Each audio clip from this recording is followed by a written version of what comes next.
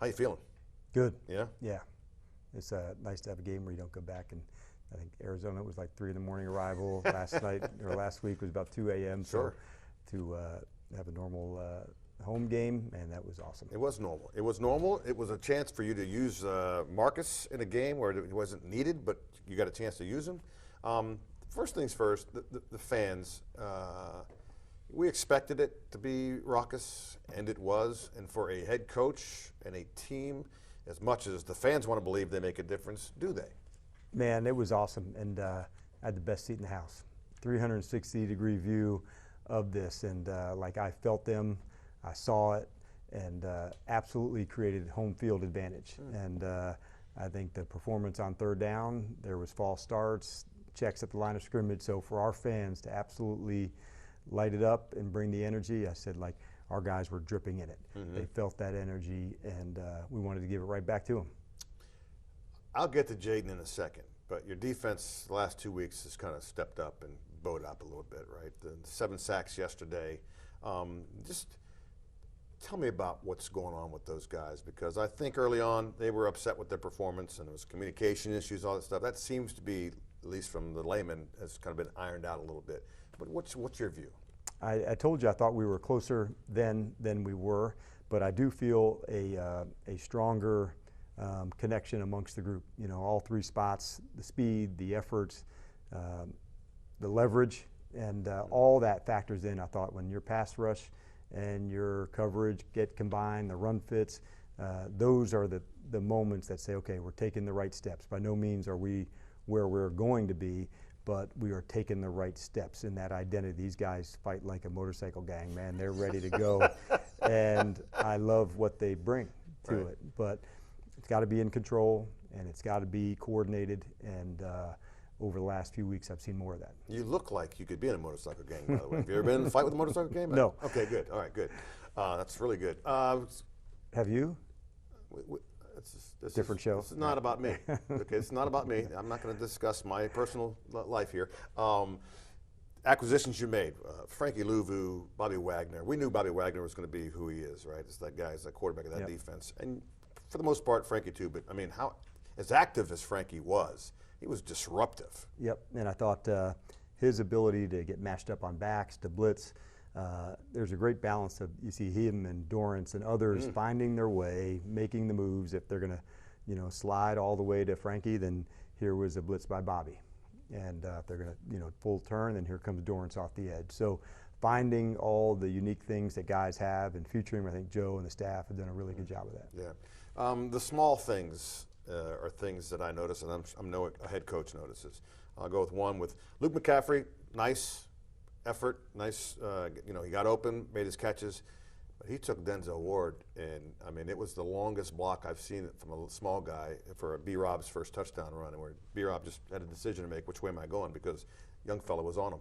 There was a number of plays that are starting to get to what the identity can be, and probably my favorite play of the season so far might have been the long Austin Eckler run, not because there was a, you know, fumble at the end of it. It was because of the way that Olamide and Terry and Luke were trying to get out in front of Austin to go finish.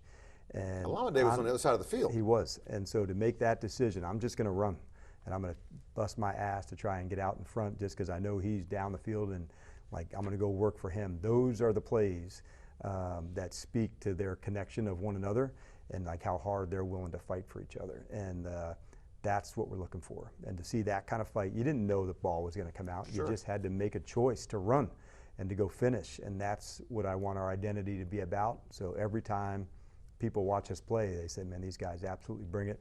Watch the receiver block down the field. Watch the defensive end chase. You know, watch the special teams cover. I want that to be representative of who we are here in the DMV, this toughness, this physicality, this effort. That's what I want us to see. Jaden Daniels, great first throw to Terry. I mean, just an unscripted that just, it's a beautiful thing. Yes. Comes back, he's a rookie, makes a mistake right there in the red zone. But then later in the game, as he describes it, on a run out of bounds, he sees what the defense is. And on the way back, just chirps at Cliff like, dude, let's make this call. We've got to make this call. And then backs it up again by looking back going, seriously, make the call. They make the call, 41 yards to De'Ami Brown. What a luxury to have a guy like that. He processes so quickly, Chick, and he learns the lessons that are meant for him. And whether that's a good, man-to-man look, it's a good zone look, it's a blitz, whatever that looks like. There was one earlier in the year against the Giants. They had a really spread-out defense on a 3rd down 11. He checked to a run.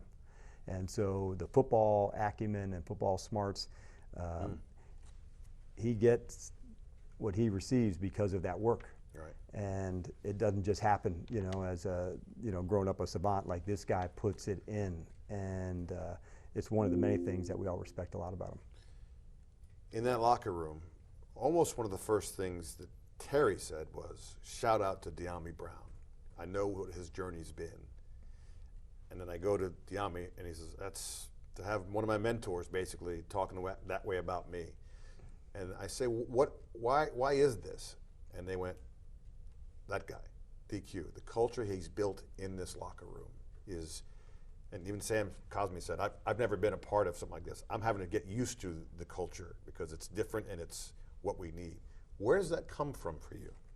I think always I wanted to be part of a team that would just absolutely support one another, fight for one another, and the best teams I've been a part of had a lot of that. And so ultimately it's how hard they're going for one another. I get to be the spark to throw it into it, but it's their connection, their ability to fight, to strain, to prepare, and to have those plays to battle. Like, there was a play down the field, Sam Cosme was, on a pull play, was, absolutely going for it wide open. And to see all the speeds of the players in this game, they were pushing it for one another. It wasn't clean, and we left a lot of meat on the bone, so to speak, in a lot of spaces. But if our effort looks like that, Chick, and we finish like that, there'll be a lot of good plays for us at the end of the day. Last two things. In the locker room, you give a game ball to Lyndon Fletcher. As a head coach of a team that's trying to win a game, where in your mind is that still a thing? Because folks know now that Lyndon lost his wife 2 weeks ago. Where in your mind do you go, I need to do this? I think once you're always part of the team, you're a teammate. And when I heard that news, I was hurting for him and his family. And so just to know on one day, I'd like this ball to go back down to the family and to know that we were thinking of you. And he's such a class act and incredible teammate, for a number of the teams that he's played for. But if you went to go ask, around those different teams, who are some of your best teammates, his name comes up a lot. And so it just kind of shows the respect that we have for him and for his family, and knowing they were going through it and we were thinking of them. Lastly, I said last night, get your popcorn ready for next Sunday. They're going to build it as Jaden Daniels, Lamar Jackson. We know it's not one-on-one, but will there be a party of this, like, just geeked up, like, this is going to be great? And do you use, by the way, Jaden as a scout QB for your defense, because he's the closest thing to Lamar that there is? Yeah, we will not do that comparison.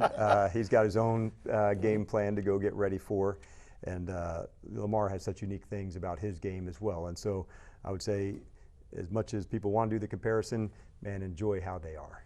You don't have to compare. Sometimes just who they are is just right. And Lamar's just right, Jaden's just right, and they're their own man, their own ball player, what they stand for, how they play, and both of them are exceptional. See you Sunday. All right, thanks, Jake.